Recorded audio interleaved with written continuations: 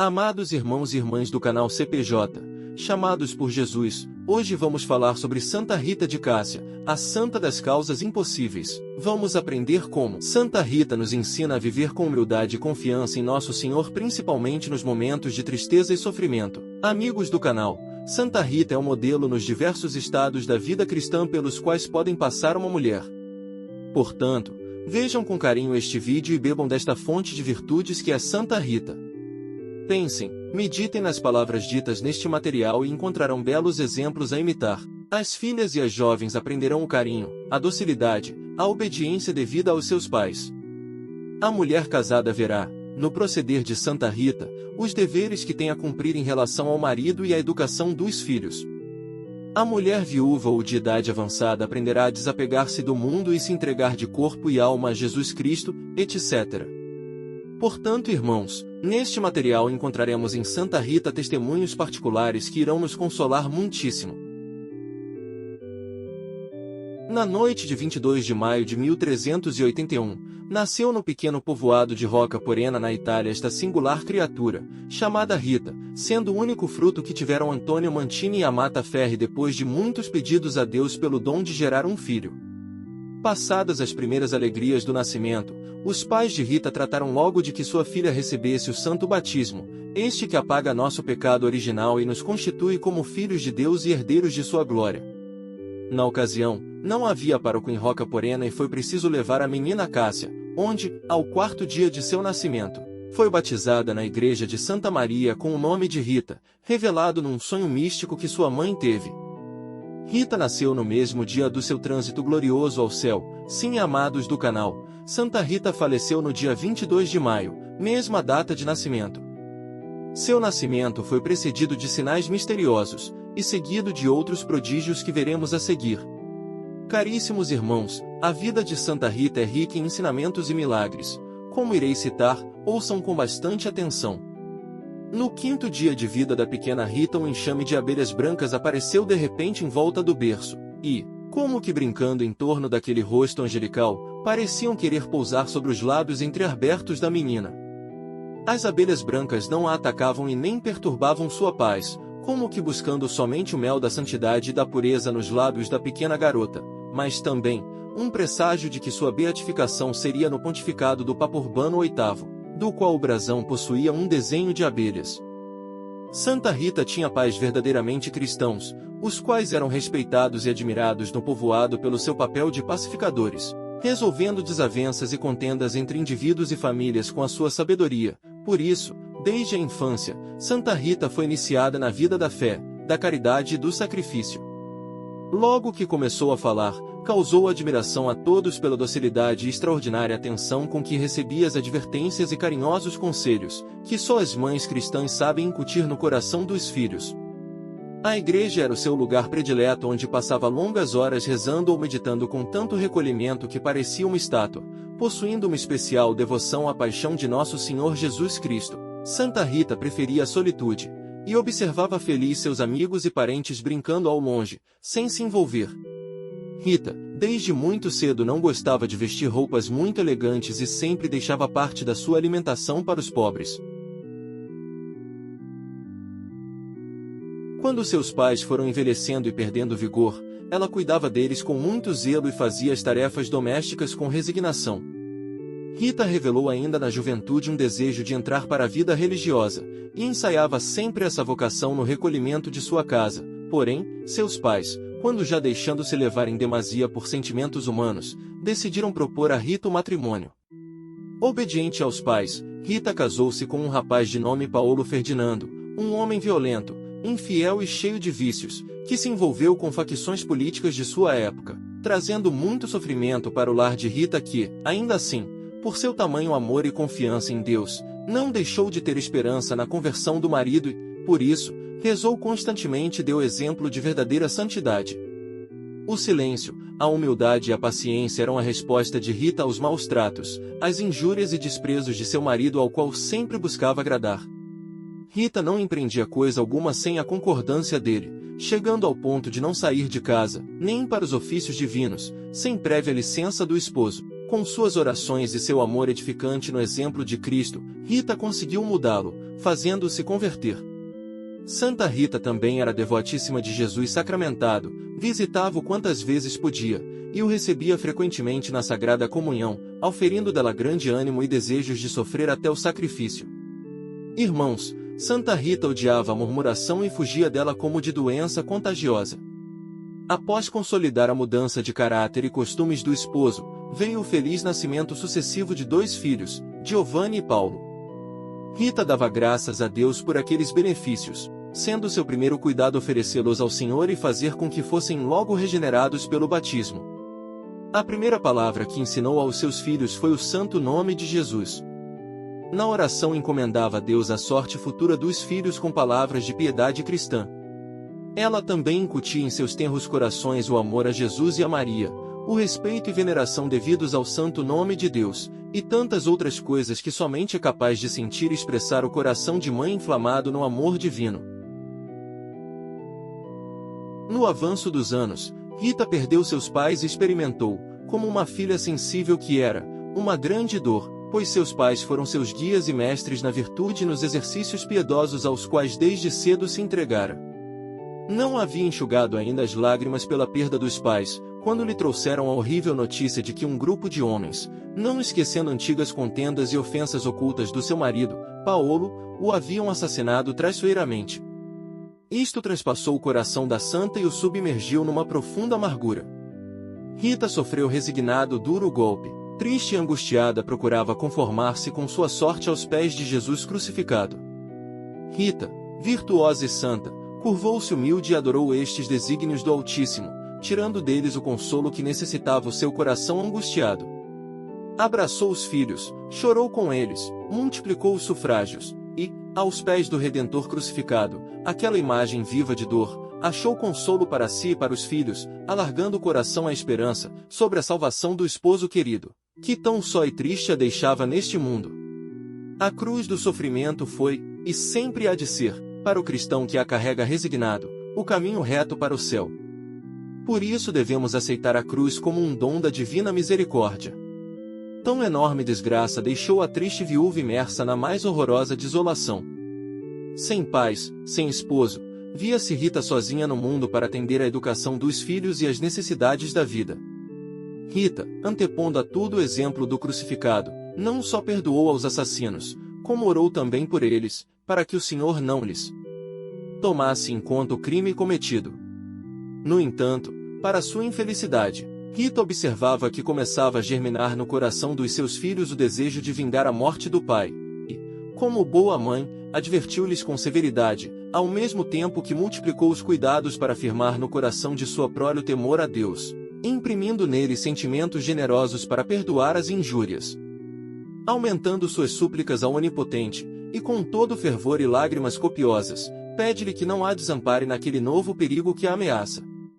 De joelhos diante de Jesus crucificado e com a abnegação mais sublime que se pode imaginar numa mãe, súplica-lhe que, ou mude a condição de seus filhos, fazendo-lhes esquecer os sentimentos de vingança, ou os leve deste mundo, antes de permitir que o ofendam e percam sua salvação eterna.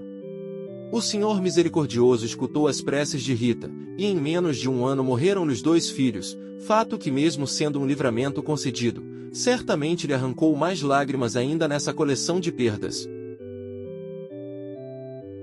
Então, na ausência de seus pais, do marido e dos filhos, Rita foi tentar entrar num convento como sempre desejou. Uma das possíveis opções era o convento agostiniano de Santa Maria Madalena em Cássia, porém, as irmãs a princípio não permitiram, pois o convento nunca havia admitido viúvas desde a sua criação. Porém, quando Deus quer, Ele realiza o impossível, e assim aconteceu depois de algumas tentativas. Segundo uma antiga tradição, sua entrada no mosteiro foi miraculosa. Rita estaria em oração na sua casa, e foi tomada por seus 3 santos padroeiros, Santo Agostinho, São João Batista e São Nicolau de Tolentino, que a transportaram pelos ares para Cássia, introduzindo-a no interior do mosteiro, quando as irmãs a viram, apesar das portas fechadas, convencidas pelo sinal surpreendente a acolheram. A obra de Deus estava feita, e Rita, com imensa alegria, via satisfeito o ardente desejo de seu coração. Vestindo o hábito agostiniano, Começou Rita o noviciado com tanto fervor e consolo de sua alma, que não se cansava em dar graças a Deus e aos seus santos protetores pelo benefício de a terem tirado do mundo e conduzido àquele lugar de santa paz. Humildade profunda, candura angelical e uma simplicidade admirável foi o que as religiosas notaram na noviça Rita. Esta, por sua vez, tratava de familiarizar-se com as práticas religiosas e preparar-se com a oração e a observância das regras para o momento solene de consagrar-se ao Senhor pelos santos votos. Renunciou tudo o que possuía no mundo, e renunciou à própria vontade, sacrifício incomparavelmente maior que o dos bens da terra, e, despido seu coração de todo afeto terreno, só pensava no momento de se unir com o amante Jesus, mediante a profissão religiosa. Quando eu tiver feito os santos votos, fecharei meus olhos para não errar o caminho. Guiada por minhas boas madres, caminharei com segurança para meu amado Jesus, sem perigo de me desviar dele. Em suas prolongadas vigílias e santas ocupações, não procurava outra coisa senão a vontade de Deus, reconhecendo suas bondades e agradecendo os benefícios com que acumulara a misericórdia do Senhor. Vigiava de tal modo seus sentidos, e tão comedida era nas palavras e movimentos, que causava admiração a todas as irmãs pelo seu bom exemplo. Não lhe faltava a suave e doce palavra, tão própria dos corações abrasados no amor de Deus, para atrair as almas ao seu santo serviço. Seu hábito, embora não fosse diferente do que usavam as demais religiosas, era limpo sim, porém, o mais usado e pobre, e, segundo a tradição e atas do processo, parece que não usou outro durante os 44 anos que viveu no convento. Na cela, que ainda hoje se conserva convertida em capela, tudo respirava pobreza. Era uma pequena habitação situada na parte velha do antigo dormitório, que só recebia luz por uma pequena janela. A mobília reduzia-se a uma cruz, algumas estampas da Paixão de Nosso Senhor, e uma cama, formada por algumas tábuas com uma esteira, mas no meio de tanta pobreza e escassez julgava-se feliz porque não esquecia as dores e privações de Jesus crucificado, em cuja contemplação as horas e dias pareciam-lhe momentos imperceptíveis. A Madre Superiora, vendo em Rita semelhante submissão, quis tentá-la, impondo-lhe a obrigação de regar uma videira de uvas seca, que estava no jardim do mosteiro. A santa não questionou tão extravagante intimação, mesmo sabendo que o preceito estava abaixo das condições da regra, e não encarou o escrúpulo do tempo perdido, antes vivia persuadida de que o tempo sempre bem se emprega quando serve para a obediência. A planta produziu flores e frutos, pelo que se ficou chamando a árvore da bem-aventurada. Depois de tantos séculos, a videira de Santa Rita ainda existe no convento de Cássia, e continua a dar uvas de bom gosto. Era tão grande o predomínio da santa sobre o infernal inimigo mediante a oração que, para desviá-la do santo exercício, tentava espantá-la, ora com gritos horrorosos, ora com sombrias aparições, mas a invicta heroína a despeito de tudo isso permanecia imóvel na oração, e com a oração triunfava em todas as tempestades do abismo. Certa vez, após escutar um sermão de um padre sobre a paixão de Nosso Senhor, Rita se pôs a rezar num oratório privado do convento perante um crucifixo, suplicando a Jesus com imensa devoção para participar de suas dores, pedindo-lhe para que concedesse a ela ao menos dor de um espinho de sua coroa, e Jesus o fez. O espinho da coroa de Jesus crucificado penetrou a pele e o osso de sua testa com tamanho poder que ela só não morreu pois Jesus não o quis. Este estigma era repugnante para a maioria de suas colegas freiras e exalava um odor pútrido que lhes desagradava em demasia, o que obrigava Rita a isolar-se no seu dormitório a maior parte do tempo. A cada dia que passava o estigma doía mais, mas Rita suportava todo o sofrimento devido à sua confiança em Cristo.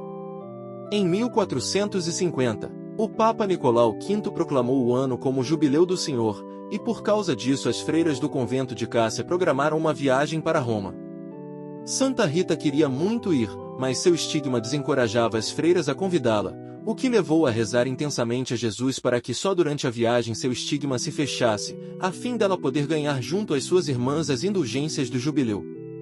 E mais uma vez, ela foi agraciada por Deus, que curou seu estigma naquele momento, permitindo a sua viagem para Roma, que rendeu imensos frutos para sua alma. Ao retornar para o convento, seu estigma da testa abriu-se novamente, para mergulhá-la de volta na paixão de Nosso Senhor. Não se sabe ao certo qual foi a doença que prostrou Rita no leito de morte. Dizem alguns que foi uma espécie de paralisia que aos poucos a fez perder as forças até ficar imóvel no seu leito paupérrimo, onde esteve durante 4 anos, com grande admiração dos que a assistiam ou aí chegavam para consolar. A ferida da testa, que aumentava dia a dia, as dores que lhe ocasionava, todos os incômodos de uma doença tão prolongada e penosa, não conseguiram enfraquecer sua heróica e edificante resignação, conservando-a sempre de rosto tranquilo, dando ainda graças ao Senhor que na sua amorosa providência se dignava purificá-la e dar-lhe ocasião de conseguir méritos, de que em sua humildade se julgava indigna.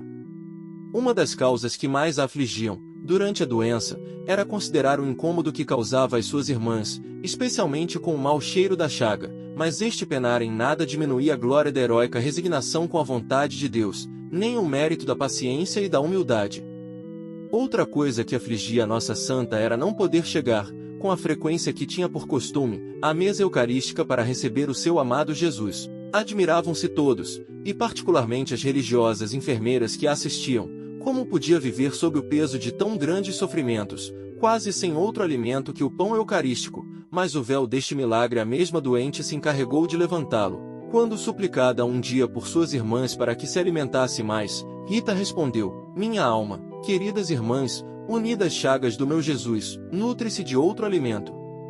Esta declaração de Rita confirmou às suas irmãs que a vida da doente era mais divina do que humana. E para que não ficasse dúvida sobre a intervenção particular de Deus na vida desta santa, mencionaremos uma história miraculosa que o Senhor permitiu como testemunho do que afirmamos. Um dia, veio visitá-la uma amiga e parente, e, como ao despedir-se lhe perguntou se queria alguma coisa de Roca Porena, e a santa respondeu: sim, peço-te que ao chegar lá, procures uma rosa no horto da casa e me tragas. Sucedeu isto no mês de janeiro, época mais fria e rigorosa do inverno no hemisfério norte, e a natureza fica como que sepultada entre a neve e o gelo. Sua parente, desacreditada, mas querendo agradar sua querida Rita, foi até o lugar e milagrosamente encontrou uma rosa florida no horto. Por isso, até hoje muitos devotos da santa oferecem rosas para sua imagem no dia da sua festa. Santa Rita morreu no dia 22 de maio de 1457, aos 76 anos de idade e 44 de profissão religiosa. Choravam as religiosas a morte de sua querida e santa irmã, mas aquele pranto terminou em lágrimas de alegria. A cela de Rita ficou iluminada de uma claridade extraordinária. O mau cheiro da chaga desapareceu por completo, dando lugar a um suave e incomparável perfume de rosas. Esse tão misterioso e grato perfume se desprendia não só do corpo da santa como de todos os objetos que a cercavam, espalhando-se até os cantos mais afastados do convento. Da chaga da testa, quase completamente fechada, só ficou à vista um pequeno ponto que irradiava uma luz mais pura que a do objeto mais brilhante. A piedosa comunidade, entre lágrimas de emoção, louvava a Deus pelo modo maravilhoso com que se aprazia manifestar os méritos de Rita, e consolavam-se pensando que no céu tinham já uma solícita e poderosa advogada. Admirável foi também a vida de Santa Rita, como religiosa, pela obediência, singeleza, penitência e amor às irmãs, pela oração e mortificação contínuas, pela meditação constante nas dores da paixão de Cristo, e sobretudo, por aquele espinho que, admirável e prodigioso, desprendido da coroa do crucificado, veio fixar-se na testa de Rita, como prova extraordinária do amor que Jesus consagrava à sua dileta esposa. Dito isto, concluímos que a vida de Santa Rita é um prodígio continuado da graça divina. Se admirável é Santa Rita durante a vida, não menos depois da morte, porque as graças e os milagres alcançados pela intercessão da santa sem dúvidas atestam até hoje a grandeza da sua santidade. Irmãos do canal Chamados por Jesus, se gostou deste vídeo e deseja ver mais material deste conteúdo, compartilhe para que mais pessoas sejam alcançadas. Saibam que estou orando por cada inscrito e pedindo a intervenção divina sobre a vida de todos. Siga-nos no Instagram @cpj.chamadosporjesus. Deixe seu like e compartilhem.